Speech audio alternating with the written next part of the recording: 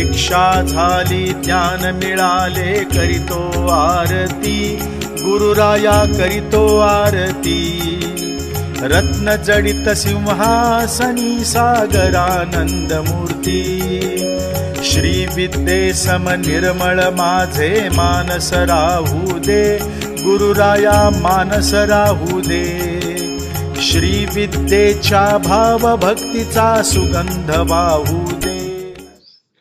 नमस्कार, मैं डॉक्टर प्रदीप जाधव देशमुख। शिवशक्ति रहस्य अर्थात श्री विद्या साधना का यह पंचम भाग आपके सामने प्रस्तुत कर रहा हूं। श्री विद्या सहजता से समझ में आए इसलिए हम अध्यात्म, ज्योतिष, इष्ट देवता का चयन कैसे करें, राशि तत्व, मंत्र, यंत्र, तंत्र, इसकी सांगोपांग चर्चा कर रहे हैं। आज इष्ट देवता का चयन कैसे करें इस पर चर्चा करेंगे। इष्ट देवता का चयन कैसे करें? पूरी सृष्टि 5 तत्वों से बनी है। राशियों के भी तत्व होते हैं जो ज्योतिषियों को ज्ञात है। अग्नि तत्व मेष, सिंह, धनु, पृथ्वी तत्व वृषभ, कन्या, मकर, वायु तत्व मिथुन, तुला, कुंभ, जल तत्व कर्क, वृश्चिक, मीन। सृष्टि का हर घटक अंतिमतः 5 तत्वों में समाया है। लेकिन मजे की बात यह है कि आकाश तत्व की एक भी राशि नहीं है।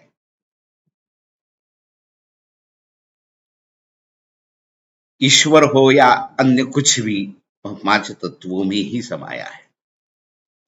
ग्रहों के भी तत्व हैं। अग्नि तत्व सूर्य, मंगल, जल तत्व चंद्र और शुक्र है, पृथ्वी तत्व बुध और शनि है, वायु तत्व गुरु है और आकाश तत्व राहु केतु है। जिस समय मानव के शरीर में एकाधिक या कोई तत्व कम ज्यादा हो जाता है तब उस समय उस प्रकार की सुख या दुख की प्राप्ति होती है। पंचतत्व की एक कविता 1983 में लिखी गई मिली थी।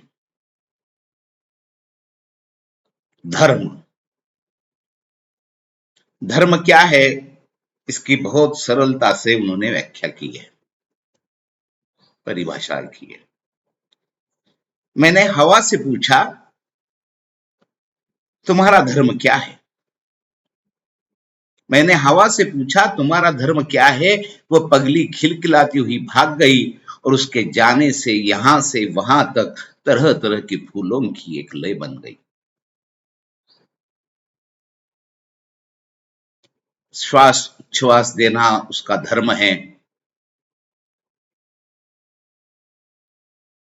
तूफान ये उसका धर्म है। मैंने पानी से पूछा तुम्हारा धर्म क्या है? मैंने पानी से पूछा तुम्हारा धर्म क्या है? वह कल कल करता हुआ चारों ओर दौड़ चला और उसके जाने से खेतों और खलिहानों में हरियाली का उत्सव जाग उठा। बाढ़ आना ये उसका धर्म है। मैंने आग से पूछा तुम्हारा धर्म क्या है? मैंने आग से पूछा तुम्हारा धर्म क्या है? उसने एक बार मेरी ओर गुस्से से देखा, फिर रात के सन्नाटे में खोए चूल्हे, अलाव, दिए और ठंडी आंखों में उष्मा की हंसी जलाती चली गई। जब शरीर ठंडा हो जाता है उसको राम नाम सत्य कहना पड़ता है। मैंने आकाश से पूछा तुम्हारा धर्म क्या है? मैंने आकाश से पूछा तुम्हारा धर्म क्या है? वह मौन रहा, फिर अपने सन्नाटे में खोए हमारे शब्दों को सहेजा, उन्हें अर्थ दिया और दिशाओं के बीच बंधनवार सा तान दिया। मैंने धरती से पूछा तुम्हारा धर्म क्या है। मैंने धरती से पूछा तुम्हारा धर्म क्या है। वो दर्द से मुस्कुराई। पगले, माँ का भी कोई धर्म होता है माँ होने के सिवा। वह वात्सल्य से रोमांचित हो आई और उसके भीतर से रूप रस गंध के झरने फूटने लगे और सारा विश्व एक साथ नहा उठा। फिर मैंने मानुष से पूछा तुम्हारा धर्म क्या है। फिर मैंने मानुष से पूछा तुम्हारा धर्म क्या है। उसने धर्मों की लंबी फेरिस्त टांग दी, लिस्ट। हर धर्म एक दूसरे से कटा हुआ, नफरत से गुर्राता हुआ अपना गीत गाता रहा। मैंने सोचा हम भी तो हवा पानी आग आकाश और धरती से बने हैं। यही पंचतत्व से शरीर निर्मित होता है। मैंने सोचा हम भी तो हवा पानी आग आकाश और धरती से बने हैं, लेकिन उनको उन्हीं से काटकर अलग अलग धर्मों में बांट दिया है, अलग अलग धर्मों में बांट दिया है। ये 5 तत्व ही महत्वपूर्ण है। मन बुद्धि ज्ञान चित्त अहंकार सब इसी के अंतर्गत आते हैं। पृथ्वी तत्व के बिगड़ने से बुद्धि जड़ हो जाती है। जल तत्व के बिगड़ने से ज्ञानी अज्ञानी हो जाता है। अग्नि तत्व के बिगड़ने से अहंकार उत्पन्न होता है और वायु तत्व के बिगड़ने से मन भटकने लगता है। आकाश तत्व के बिगड़ने से इंद्रिया वासना में डूब जाती है और वह जीव आत्म तत्व से परावृत्त हो जाता है। मन बुद्धि अहंकार ज्ञानेन्द्रिया इंद्रिय सभी पंचतत्व में ही होते हैं। उन्हें स्वतंत्र अस्तित्व नहीं है। सप्त चक्र भी 5 तत्वों से बने हैं। मूलाधार पृथ्वी, स्वादिष्ठान जल, मणिपुर अग्नि, अनाहत विशुद्धि व आज्ञा वायु और सहस्त्रार आकाश। 5 तत्वों के अनुसार उनके देवता होते हैं। अथर्व शीर्ष भी मात्र 5 देवताओं के ही है। इसे ही देवता पंचायतन भी कहते हैं। गणेश, सूर्य, नारायण, शिव और शक्ति अर्थात देवी। देवी अथर्वशीर्ष में देवी की स्तुति करते हुए क्या देवता कहते हैं, शैषाष्टवसवः शैषेकादश रुद्रः शैषा विश्वदेवः सोमपासु असोमपाश्च शैषा यातुधान रक्षांसि पिचाच्छा यक्षः सिद्धः शैषा सत्वरजस्तमांसि शैषा ग्रह नक्षत्र ज्योतिषी। ज्योतिषी का आध्यात्मिक स्थान इतना महत्वपूर्ण है कि कुंडली के प्रथम यानी लग्न स्थान में यानी मैं का आध्यात्मिक उत्कर्ष कैसे करे, इसका ज्ञान प्राप्त करने के लिए नक्षत्र राशि स्थान भाव और ग्रहों का अभ्यास कर उस सामने वाले जातक को योग्य मार्गदर्शन कर योग्य मार्ग पर चलने का कार्य मैं यानी ज्योतिषी को करना है। यही ज्योतिष और अध्यात्म का समन्वय है।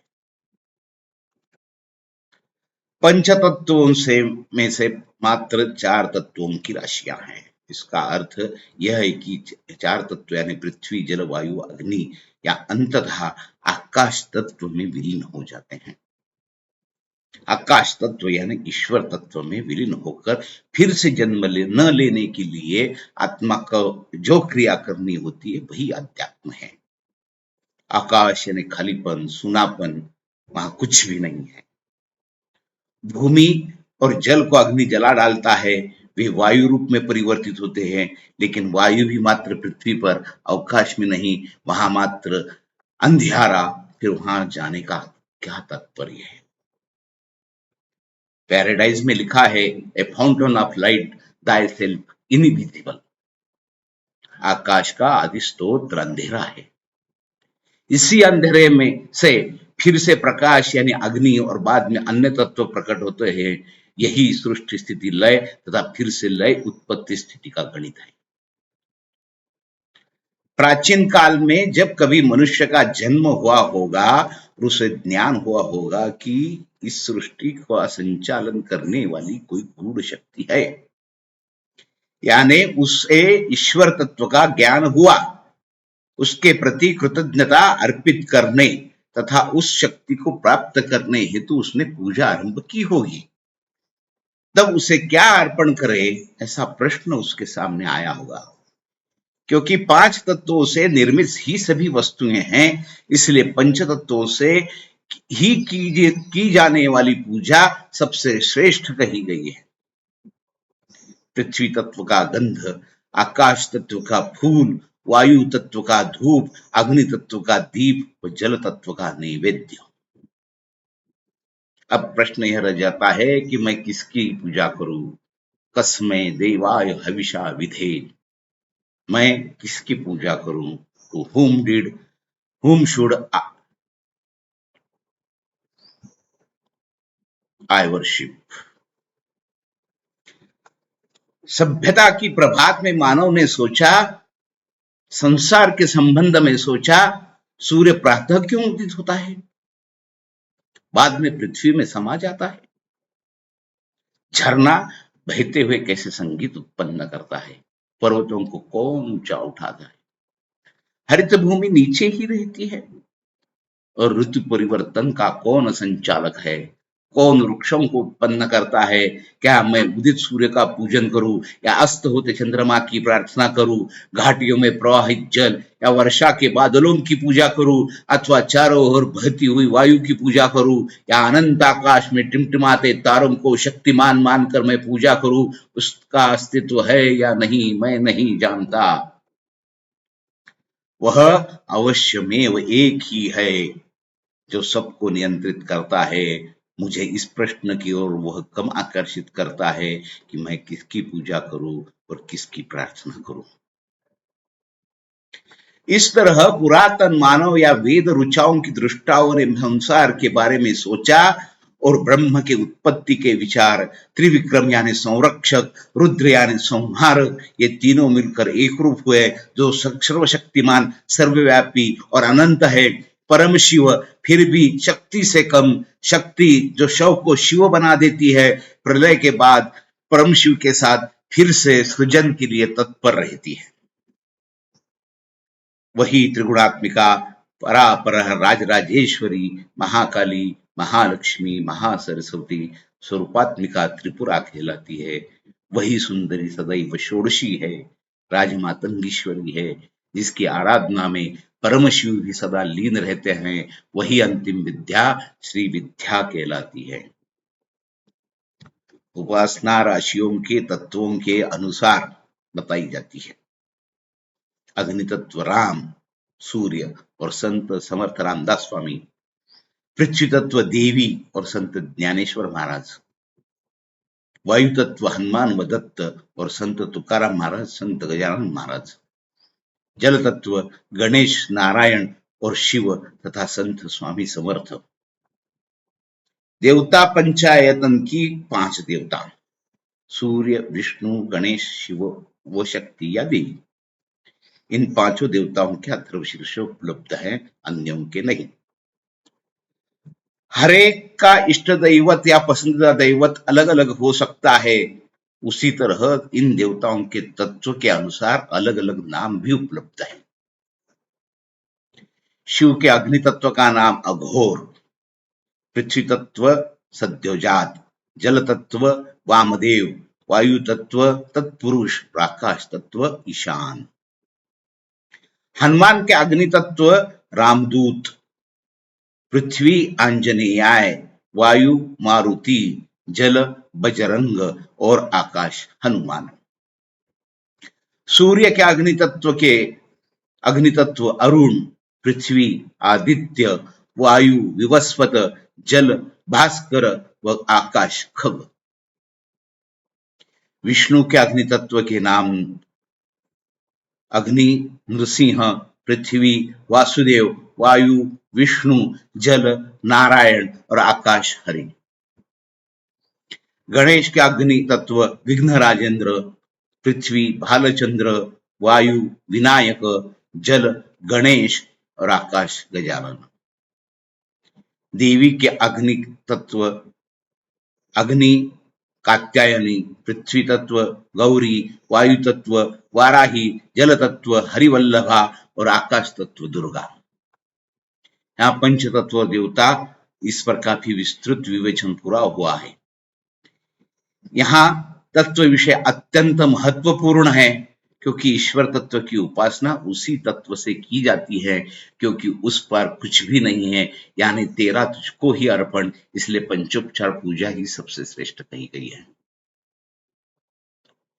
लम पृथ्वी तत्वात्मकेन गंधम समर्पयामि, हम आकाश तत्वात्मकेन पुष्पम समर्पयामि, यम वायु तत्वात्मकेन धूपम समर्पयामि, ब्रह्मण्य तत्वात्मकेन दीपम समर्पयामि, वम जल तत्वात्मकेन अमृतात्मकेन नैवेद्यम समर्पयामि।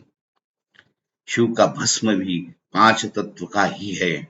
ओम अग्नि रीति भस्म, वायु रीति भस्म, जल रीति भस्म, स्थलमिति भस्म, व्योमयोति भस्म, सर्वम हवामिदं भस्म, मनयेतानि चक्षुषि भस्मानिति।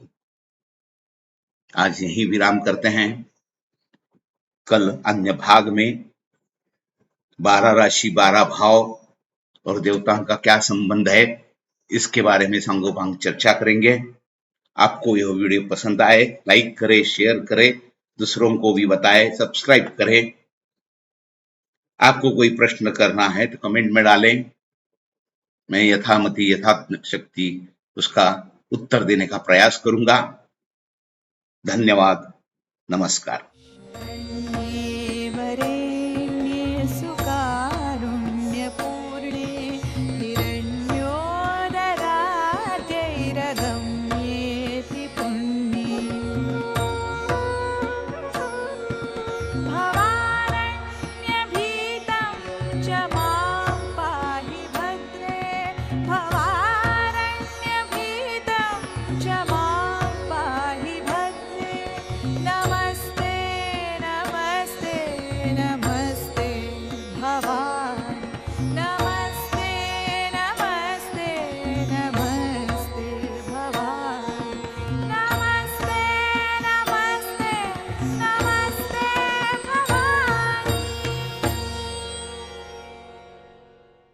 दीक्षा झाली ज्ञान मिळाले करीतो आरती, गुरुराया करीतो आरती। रत्न जडित सिंहासनी सागरानंद मूर्ती, दशमद्वारी मस्तकी नांदो तव वंदिन चरणी, गुरुराया तव वंदिन चरणी।